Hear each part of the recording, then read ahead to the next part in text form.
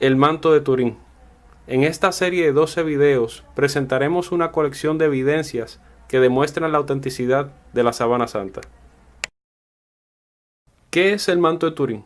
El manto de Turín es la sábana que cubrió a nuestro Señor Jesucristo desde el momento que fue bajado de la cruz hasta el momento de su resurrección.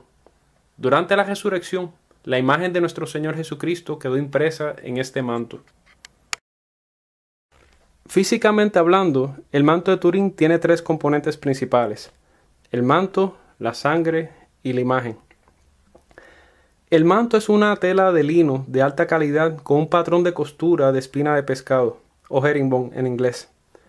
La sangre es sangre verdadera. Se ha comprobado científicamente que el tipo de la sangre es AB, tiene glóbulos y bilirrubina. Ninguna de estas tres cosas era conocida en la Edad Media. Por lo tanto, es imposible que un falsificador hubiera tenido la intención de querer reproducirlas. También se ha comprobado que no hay pigmento en todo el manto. Por ende, la sangre y la imagen no son un pigmento. La imagen tiene la imagen de nuestro Señor Jesucristo producida durante la resurrección. ¿Por qué la resurrección? La sangre es consistente con el evento de la pasión de nuestro Señor Jesucristo, según lo que relatan los evangelios, especialmente el evangelio de Juan. Tiene la sangre y el agua que brotó del corazón de Jesús, tiene las heridas de la corona de espinas, tiene la sangre en las heridas de las manos y los pies provocadas por los clavos, y también tiene las heridas de la flagelación. La imagen no ha podido ser reproducida hasta el día de hoy. En el 2009 hubo una noticia del doctor Luigi Garlacelli que dijo que reprodujo el manto. El problema es que no reprodujo todas las propiedades. Por ejemplo, la propiedad tridimensional no la reprodujo bien. Si tú quieres reproducir el manto de Turín, tienes que reproducir todas las propiedades, perdón. Si fallas en algunas propiedades, es que la técnica que se usó no es la misma técnica que se usó para producir el manto de Turín, si es que se puede llamar técnica. Por ende, no se ha podido reproducir hasta el día de hoy, con todos los intentos que se han hecho, con todas las propiedades del manto. ¿Qué único evento ocurrió después de la pasión cuando Jesús fue cubierto? ¿Qué evento milagroso? La resurrección. Tuvo que haber sido la resurrección de nuestro Señor Jesucristo lo que produjo esta imagen. La imagen, a diferencia de la sangre y el manto, no es una sustancia en sí.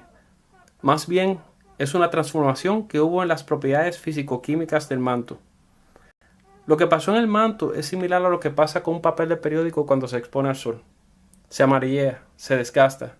Lo mismo pasó en el manto. Esto corresponde al proceso de deshidratación y oxidación. Y ocurrió en la superficie de las fibras, de una manera muy precisa y fina, tan precisa como un cabello humano. La imagen tiene propiedades tridimensionales debido a que la intensidad de la imagen es proporcional a la distancia entre el cuerpo y el manto. También la imagen tiene un positivo cuando se le saca el negativo, que es lo opuesto a una fotografía. Si se fijan, la imagen positiva, o sea, la blanco y negro a la izquierda, es más clara y más precisa que la imagen original. Esto es imposible que un falsificador medieval lo hubiera querido producir, porque no lo podía ver. Esto se descubrió a finales del siglo XIX con la invención de la fotografía. La historia del manto de Turín empezó a ser documentada en el siglo XIV en Francia hasta el día de hoy, que se encuentra en Turín, Italia. La cantidad de documentación en este periodo de tiempo es extensa y es prácticamente irrefutable que el manto de Turín estuvo desde el siglo XIV hasta el presente en Francia y en Italia. Lo que es debatible es la historia del manto de Turín antes del siglo XIV, que prácticamente no hay documentación. Pero sí existió una tela milagrosa llamada el Mandylion, cuya historia data del primer siglo, en la resurrección de nuestro Señor Jesús, hasta el siglo XIII, en el saqueo de Constantinopla. La historia del manto de Turín, del Mandylion, acabó en el 1204 en la Cuarta Cruzada. Se documentó muy bien que no se supo a dónde fue a parar este Mandy Lion. Nadie supo qué pasó con él. Poco después empezó la historia del manto de Turín, en el siglo XIV en Francia. Es muy posible que el manto de Turín fue parte del botín que trajeron los cruzados de Constantinopla a Francia. Del Mandy Lion tenemos documentación. La documentación es prácticamente consistente con el manto de Turín. Y también hay mucha arte basada en el Mandy Lion. Y lo curioso es que el arte basado en el Mandy Lion lleva un patrón estándar, como si siguieran un molde. Un ejemplo de este arte es lo que se le conoce Christ Pantocrator, que básicamente se encuentra en el arte religioso ortodoxo. Algunas pinturas de estas que son bien hechas, si uno las compara con el manto de Turín, son prácticamente idénticas. Les recomiendo que vean el libro The Image of Christ, publicado por Yale University Press. Aquí se pueden encontrar unas copias del Mandy Lion, que si uno las compara con el manto de Turín, es obvio que se están refiriendo a la misma imagen. En adición, cuando el Mandy Lion fue redescubierto en el siglo VI en Edesa, se documentó que la imagen que se contenía en esta tela no fue pintada por manos humanas, que fue básicamente la conclusión que llegó el grupo científico Storp en el siglo XX. En adición a la documentación del Mandy Lion y el arte del Mandy Lion, también tenemos la evidencia del polen en el manto de Turín. En el manto de Turín se encuentra polen que corresponde a plantas que son endémicas de las regiones de Jerusalén, Edesa, Constantinopla, Francia e Italia. Por la documentación histórica se sabe que el manto de Turín estuvo en Francia e en Italia. Y por lógica se sabe que tuvo que haber estado en Jerusalén, por la resurrección de nuestro Señor Jesús. Pero ¿por qué el manto de Turín tenía polen de Edesa y Constantinopla? Ahí está la congruencia del manto de Turín con el Mandy Lion, porque el Mandy Lion se sabe por documentación que estuvo en esa área. Esa es una congruencia en adición a las congruencias de las imágenes. Si uno se pregunta, si el manto de Turín fue hecho por un falsificador, ¿por qué va a falsificar la evidencia de polen? Primero, no había la clientela en el siglo XIV. No había el interés científico para analizar polen.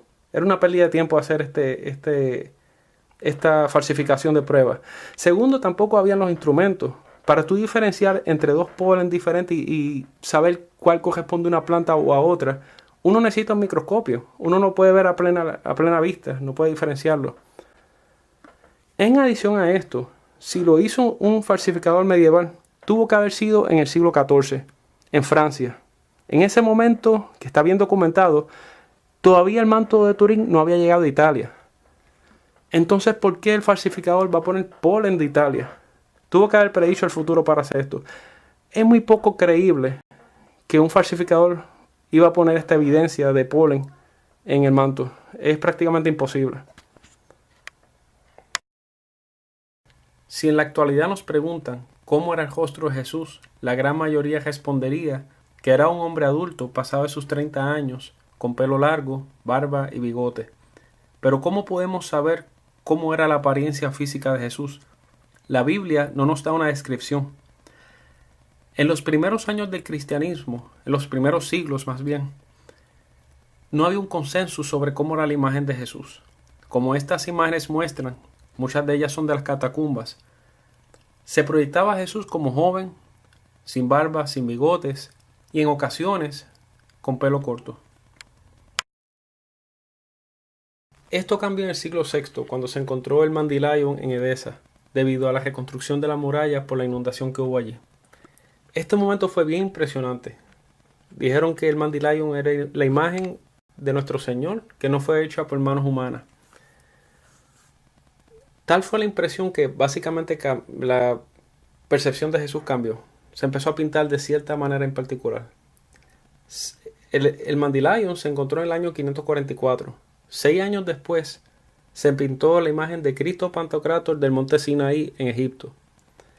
Esta es la imagen más antigua que se conoce de Cristo Pantocrátor.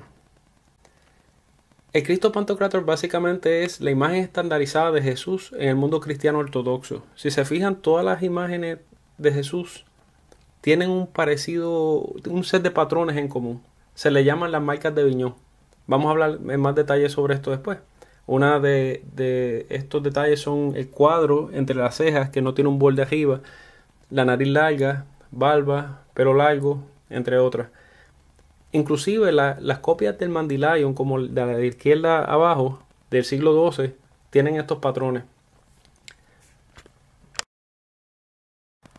Podemos ver las similitudes entre el manto de Turín y el Cristo Pantocrátor del monte Sinaí en Egipto. Tienen 180 puntos de congruencia, mucho más de lo que se necesita en corte para una evidencia. Hay que recordarse que el Cristo Pantocrátor del monte Sinaí es del año 550 después de Cristo. Esto es cerca de 700 años, a lo mínimo, antes de la fecha que dice la prueba de radiocarbón 14. A lo máximo, 900 años. Otra imagen importante es el Hungarian Prayer Codex. Este tiene unas similitudes peculiares con el manto de Turín. Una de las similitudes están en las manos. Si se fijan, las manos están cruzadas, igual que en el manto de Turín. Y solamente tienen 4 dedos las dos. ¿Por qué un artista va a dibujar una imagen con 4 dedos? El manto de Turín solamente tiene 4 dedos en las manos. Se ha comprobado científicamente que cuando uno pasa un clavo por el nervio mediático, el dedo pulgar se contrae. El manto de Turín nos muestra que el clavo pasó por el nervio mediático. Otra similitud con el manto de Turín está en la tela que se encuentra en la parte inferior de esta imagen. Si se fijan, hay 4 círculos nada más en esta tela, que forman una L. Ese es el mismo patrón que se encuentra en el manto de Turín por unas quemaduras que hubo. Si estudian bien el manto de Turín y esta tela en esta imagen, se van a dar cuenta que esto no es casualidad. Recuérdense que esta tela, esta imagen aquí, no es un dibujo de muchos detalles. Si el artista puso esos círculos bastante grandes, es por un propósito. En adición, si se fijan, la tela tiene un patrón. Ese es el mismo patrón de espina de pescado, que es el estilo de costura que tiene el manto de Turín. El Hungarian Prayer Codex data del año 1192 después de Cristo. Esto es a lo mínimo 68 años y a lo máximo 198 años antes de lo que dice la prueba del radiocarbón 14. Esto es otra evidencia entre muchas de que el manto de Turín estuvo rondando en Europa, Edesa, Constantinopla, mucho antes de lo que dice la prueba de radiocarbono. En los próximos videos vamos a hablar más detalles sobre el análisis científico en la sangre, la imagen y en el manto, y también sobre su historia.